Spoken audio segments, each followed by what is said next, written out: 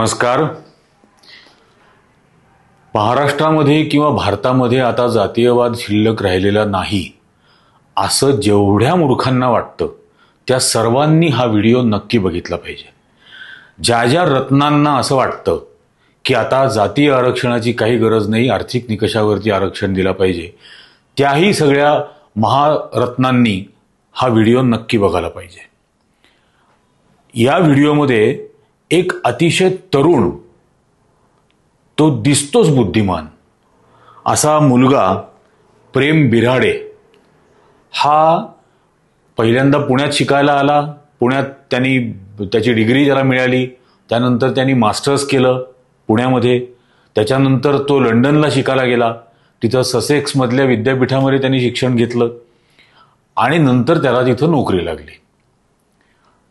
तो नोकरी लागल्यानंतर तिथल्या ब्रिटिश एम्प्लॉयमेंटमधल्या ज्या रिक्वायरमेंट्स आहेत, ज्या गरजा आहेत, त्याप्रमाणे पोलीस व्हेरिफिकेशन लागतं.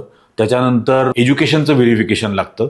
एज्युकेशनचं व्हेरिफिकेशन म्हणजे नुसते डिग्रीची सर्टिफिकेट वगैरे नाही, तर ते प्रत्यक्ष त्या कॉलेजला विचारतात की अमुक अमुक विद्यार्थी तुमच्याकडे या कालावधीमध्ये शिक्षणासाठी होता का. आणि हे विचारल्यानंतर त्या कॉलेजनी सांगायचं असतं की हो, हा आमच्या कॉलेजमध्ये शिकायला होता किंवा नव्हता, जे काय असेल. कारण की आता फेकचा एवढा जमाना वाढलेला आहे की मोदींच्या डिग्री जगप्रसिद्ध झाल्यापासून आता भारतातल्या कोणाही जर डिग्री दिली तर त्यावरती लोक विश्वास नाही ठेवत, कारण मोदींनी त्यांची स्वतःची डिग्री जगप्रसिद्ध करून टाकली. त्यामुळे याही प्रेम बिऱ्हाडेच्या बाबतीमध्ये सुद्धा त्या कंपनीनी जिथं त्याला नोकरी मिळाली होती त्या कंपनीनी त्याच्या कॉलेजला विचारलं ईमेल पाठवून. आता तो काय सांगतोय बघा. पहिले लंडनहून जय भीम सगळ्यांना. माझ्या हातामध्ये आयडी कार्ड आहे आणि मी ज्या कंपनीत मला नोकरी लागली होती त्या कंपनीच्या बाहेर उभोय. आयडी कार्ड परत करायला चाललोय. का तर म्हणजे नोकरी गेली. कोणामुळे? पुण्याच्या कॉलेजमुळे. या कंपनीने पुण्याच्या कॉलेजला विचारलं की मी त्यांचा विद्यार्थी होतो का. त्या कॉलेजने सांगितलं नाही आणि त्याच कॉलेजने माझ्या युनिव्हर्सिटीच्या ऍप्लिकेशनच्या टायमाला मला 2 लेटर ऑफ रिकमेंडेशन दिले होते. यावेळेस त्यांनी का नाही सांगितलं? कारण नकोय ना, आम्ही पुढे गेलेलो नकोय तुम्हाला. हे फक्त आयडी कार्ड किंवा हे फक्त नोकरी नव्हती. हे माझ्या परिवाराचा, माझ्या शिक्षकांचा, माझ्या समाजाचा, सगळ्यांचा अनेक वर्षाचा संघर्ष होता. मी नोकरी कमवली आणि पुण्याच्या कॉलेजमुळे गेली. मला बाबासाहेबांचं वाक्य आठवतं की शिक्षण हेच तुमचं शस्त्र आहे. जय भीम. त्यांनी असं सांगितलं की पुण्यातलं कॉलेज, एवढंच तो बोलला. आणि तिथल्या कॉलेजनी हे कन्फर्म केलं नाही की हा इथे शिकायला होता. हा व्हिडिओ त्याचा आल्यानंतर भक्त संप्रदाय जागा झाला. आणि हे असंच होतं, म्हणजे ते क्लेम करतात गुन्ह्यावरती.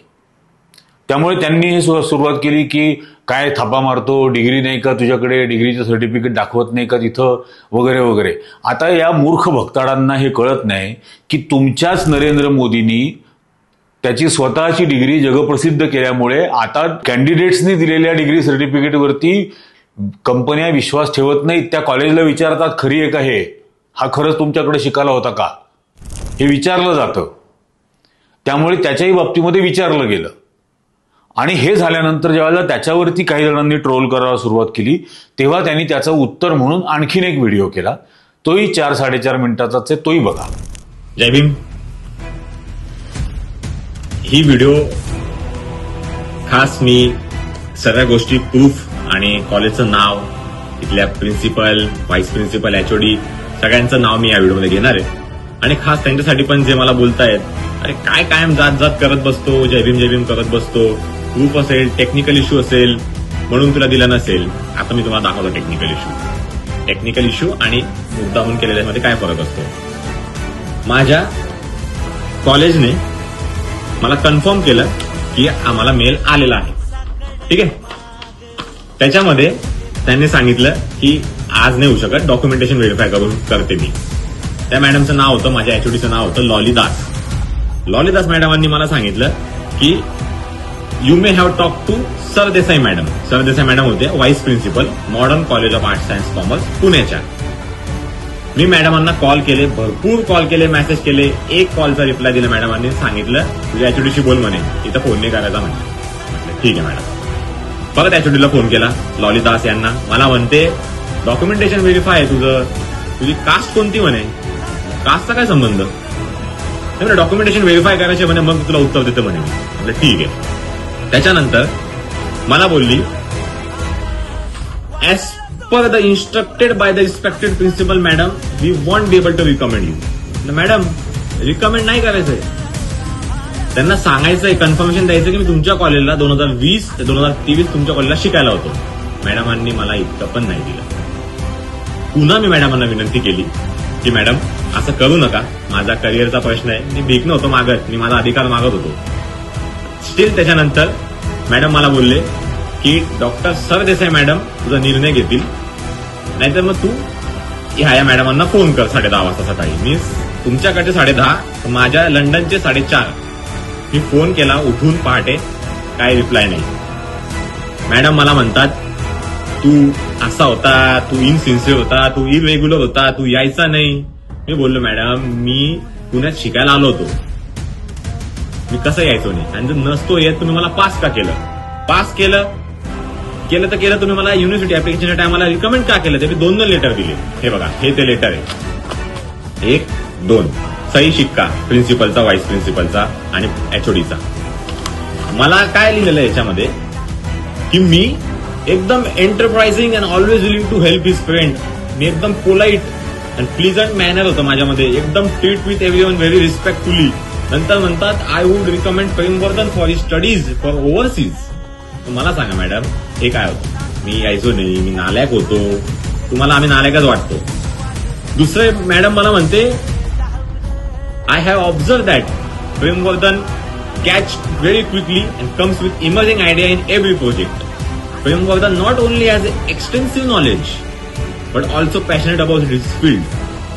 मॅडम अजून खूप काही लिहिलं याच्यामध्ये, तुम्ही वाचा आणि मग मला बोला की मी कसा होतो. याला स्पष्ट क्लिअर कट जातीवाद म्हणतात आणि त्याचा मी शिकार झालो, माझी जॉब गेली. पण मी हेही सांगतो की मी नाकावर टिचून जॉब घेऊन दाखवेल. एआयच्या जमान्यामध्ये हे लोक माझ्याकडून हँड रिटन ऍप्लिकेशन मागताय. मी हँड रिटन ऍप्लिकेशन दिलं 4 तारखेला, नो रिप्लाय.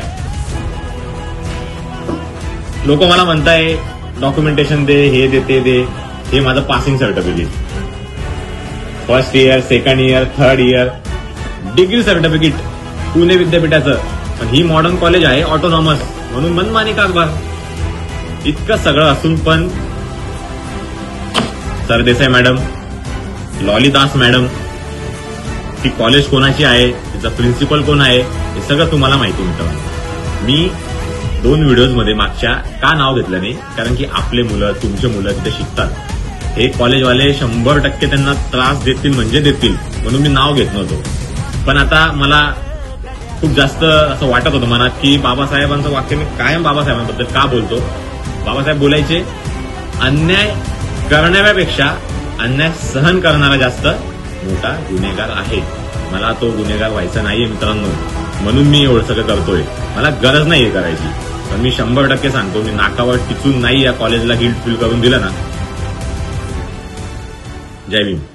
आता या व्हिडिओत तो स्पष्टपणे सांगतोय, तो त्या ईमेल्स दाखवतोय की पहिल्यांदा त्याच्या एचओडी ज्या होत्या लॉली दास, त्यांनी कन्फर्म केलं की हो त्यांच्याकडे अशी त्या कंपनीकडून विचारणा झालेली आहे आणि व्हेरिफिकेशन करून घेऊ डॉक्युमेंटचं आणि मग हे करू. त्यानंतर पुन्हा एकदा त्यांनी विचारलं, त्यावेळेला त्याला सांगितलं की तुझी कास्ट काय. आता संबंधच काय येतो, तो विद्यार्थी या कॉलेजमध्ये या कालावधीत 3 वर्षात शिकायला होता की नाही एवढंच कळवायचं होतं. त्यात कास्टचा विषय कुठून आला. कास्ट विचारली याचा अर्थ अंतर्गत कॉलेजमध्ये या एचओडी मध्ये आणि त्या प्रिन्सिपलमध्ये चर्चा झाली की हा अमुक कास्टचा विद्यार्थी आहे का. 100% ही चर्चा झाली. त्याशिवाय त्या मॅडमनी त्याला विचारलंच नसतं की याची जात काय. आणि त्यानंतर त्याला असं सांगितलं की प्रिन्सिपल मॅडमच्या इन्स्ट्रक्शन, त्या कोण सरदेसाई आहेत त्यांच्या, त्यांच्या इन्स्ट्रक्शन प्रमाणे आम्ही तुला हे रेकमेंडेशन देऊ शकत नाही. त्यावर त्यांनी पुन्हा सांगितलं की रेकमेंडेशन वगैरे काही नकोय, फक्त कन्फर्म करायचं आहे की या 3 वर्षामध्ये मी त्या कॉलेजमध्ये शिकायला होतो की नाही. त्यावर पुन्हा त्याला सांगतात की तू इनसिन्सिअर होता, तू इरेग्युलर होता. आता हे इरेग्युलर होतं म्हणून त्यांनी मुद्दाम ती 2 पत्र दाखवली की 2 रेकमेंडेशन लेटर्स त्याला डिग्रीच्या वेळेला दिले होते आणि त्या दोन्ही रेकमेंडेशन लेटरमध्ये त्याच्यासाठी जी विशेषणं वापरली होती ती एंटरप्राइजिंग, पोलाइट, इमॅजिनेटिव्ह, त्याच्यानंतर एक्सटेन्सिव्ह नॉलेज, पॅशनेट, ही सगळी विशेषणं वापरून प्रेम बिराडेचं कौतुक केलं होतं ही रेकमेंडेशनच्या वेळेला डिग्रीच्या. आणि आता नोकरीच्या वेळेला फक्त कन्फर्मेशन हवं होतं की या कालावधीत तो तिथं शिकत होता की नाही.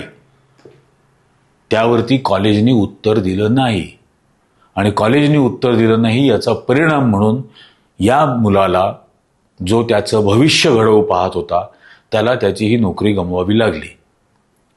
त्यात त्याने आणखीन पुढे गंमत सांगितलीच आहे की एआयच्या जमान्यामध्ये हे आता माझ्याकडून हँड रिटन ॲप्लिकेशन मागत होते, तेही त्याने दाखवलं. प्रश्न हा आहे की ही हॅरॅसमेंट पहिल्यांदा होती आणि ही हॅरॅसमेंट हीच ॲट्रॉसिटी आहे. त्याची जात त्याला विचारणं आणि त्यानंतर तो त्या कॉलेजमध्ये होता की नाही हे न सांगणं, लंडनमध्ये राहत असलेल्या मुलाकडे हस्ताक्षरामध्ये ॲप्लिकेशन मागणं, अर्ज मागणं, या हॅरॅसमेंट आहेत. आणि ताबडतोब खरं तर या त्या जो कोण प्रिन्सिपल असतील त्यांच्यावरती ॲट्रॉसिटीचा गुन्हा दाखल करून त्यांना अटक करायला हवी ताबडतोब. आणि हे लक्षात घेतलं पाहिजे. आणि तो इतकं सुंदर बोललाय त्याच्यात की बाबासाहेबांनी सांगितलं की अन्याय करणाऱ्यापेक्षा अन्याय सहन करणारा हा मोठा गुन्हेगार असतो आणि तो मी करणार नाही. आणि मला खात्री आहे लंडनमध्ये 100% त्याला पुन्हा नोकरी मिळेल, यापेक्षा चांगली जास्त नोकरी मिळू शकते. त्यासाठी सुद्धा त्याला काही मदत लागणार असेल तर ती सुद्धा आपण करूयात. मी माझ्या संपर्कामधले जे कोण लंडनमधले असतील त्यांना मी त्याचा संदर्भ हे कळवेन, त्याचं इन्स्टा अकाउंटचे डिटेल्स कळवेन. तो 100% त्याच ठिकाणी त्याला नोकरी मिळेल. आणि पहिल्यांदा त्यांनी खूप काळजीपोटी, अतिशय चांगल्या भावनेनी त्या कॉलेजचं नाव नव्हतं घेतलं, त्या प्रिन्सिपलचं नाव नव्हतं घेतलं, त्या HODचं नाव नव्हतं घेतलं, ते सर्व कागद दाखवले नव्हते. कारण त्याला असं वाटलं होतं की हे जर मी दाखवलं तर ते कॉलेज तिथं शिकणाऱ्या इतर मुलांवरती अन्याय करायला लागेल. पण हे सगळं जात वास्तव ज्या वेळेला त्याचा चटका त्याला भोगायला लागला आणि त्याच्यानंतरही लोक त्यालाच ट्रोल करायला लागले, हे मूर्ख लो IQ बुलडोजर RSSचे, त्यावेळेला त्याला हे सर्व कागदपत्र दाखवायला लागली. त्या सरदेसाई मॅडमचं नाव उघड करावं लागलं. आणि हे या सर्व भक्त संप्रदायांनी लक्षात ठेवायला पाहिजे की बाबासाहेब सांगायचे शिक्षण म्हणजे वाघिणीचं दूध आहे. आणि आता हा मुलगा, प्रेम बिराडेसारखा मुलगा किंवा इतर अनेक मुलं जे जे या वाघिणीचं दूध प्यायलेत ना ते गुरगुरणार, ते या शिक्षणाचा पंजाही मारणार. आणि यासाठी हे तयार आहेत का हे बाकीचे? हा जो मूर्खपणा चालवलेला आहे, हा 21व्या शतकात देश स्वतंत्र झाल्यानंतर इतक्या वर्षानंतर, 78 वर्षानंतर सुद्धा इतका भिनलेला जातीयवाद आहे, इतका जातीय द्वेष आहे. 5000 वर्ष ज्यांना तुम्ही शिक्षणापासून वंचित ठेवलं, अगदी महाभारत काळामध्ये शिक्षणाचा अधिकार नाही, विद्येचा अधिकार नाही म्हणून न शिकवता एकलव्याचा अंगठा कापून घेतला, तेव्हापासून हा जातीयवाद आहे. अजूनही डोळे उघडलेले नाहीत, अजूनही अकला ठिकाणावर आलेले नाहीत. यांची कार्टी सगळी अमेरिकेत नोकऱ्या करणार आणि दुसरा कोणाला तरी नोकरी मिळण्याची संधी मिळणार असेल तर अशा पद्धतीने गलिच्छ वागणार. हे जे कोण संस्था चालक आहेत, हे जे कोण प्रिन्सिपल आहेत, या सर्वांवरती ह्या अॅट्रॉसिटीचा गुन्हा दाखल केला गेला पाहिजे. आणि म्हणजे महाराष्ट्रातल्या संघटनांना सुद्धा माझं आवाहन आहे की दाखल करा हा गुन्हा या सगळ्यांच्या विरोधामध्ये. हे या पद्धतीने होणार नाही. आणि मग काहीतरी जेन झीला खुश करण्यासाठी म्हणून ज्या कॉमेंट करतात ना संसद रत्न सुप्रिया सुळेंसारख्या, की जातीय आरक्षण नको, आर्थिक निकषावर आरक्षण दिलं पाहिजे, त्यांना बघायला सांगा हा व्हिडिओ, त्यांना पाठवा की हे बघा, या महाराष्ट्रातलं आजही असलेलं जात वास्तव, आजही लंडनमध्ये पदवी मिळालेल्या मुलाला नोकरीची गरज ज्या वेळेला असते, नोकरी मिळत ज्या वेळेला असते, त्यावेळेला असा जातीयवाद आडवा येतो. मग रायबरेलीमध्ये कोणाला तरी संशय घ्यायचा चोरी केल्याचा आणि त्याला मारून टाकायचं, आणि राहुल गांधी तुला वाचवायला येणार आहे का, आम्ही बाबाची माणसं आहोत, इथपर्यंत या गलिच्छ घटना हा भारताला लागलेला कलंक आहे. हा जो मनुवाद आहे हा भारताला लागलेला कलंक आहे. पण मला खात्री आहे की प्रेम बिराडे सारखी मुलं, ही पिढी 100% हा कलंक पुसून टाकतील. 100%. तुम्हाला काय वाटतं या सगळ्या जातीयवादाबद्दल, आणि तुम्ही याच्यामध्ये काय सहकार्य कराल हा जातीयवाद संपवण्यासाठी, हे इथं खाली कमेंट करून नक्की सांगा. हा व्हिडिओ जास्तीत जास्त लोकांपर्यंत पोहोचवा, जास्तीत जास्त जणांना चॅनल सबस्क्राईब करायला सांगा. आजच्या भागात इतकंच. धन्यवाद.